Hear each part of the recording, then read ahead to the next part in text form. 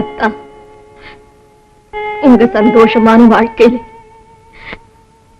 நானும் தடையா இருக்கணும். நான் ஏதாவது தவறுதலா பேசிருந்தா இன்னும் மன்னிச்சிடுங்க.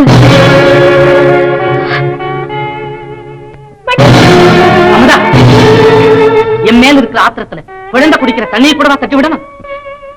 கணவனுக்கு பிரியம் இல்லைன்னு மனைவிதான் சாகணுமே தவிர குழந்தையை பலி கொடுக்க கூடாதுன்னு தட்டி விட்டுட்டு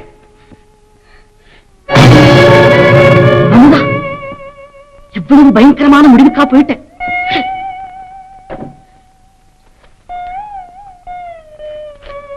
இந்த குழந்தையை விட்டு சாகிறதுக்கு உனக்கு எப்படி அமுதா மனசு துணிஞ்சுது? வேண்டாம் அமுதா, வேண்டாம். இனிமே இந்த மாதிரி முடிவுக்கு போகாது. அமுதா, இதப்பா, இந்த நிமிஷத்துல இருந்து என்ன மறந்துடும்படி இன்னைக்கே ஒரு லெட்டர் எழுதி போட்டு நடந்ததையெல்லாம் மறந்துடு.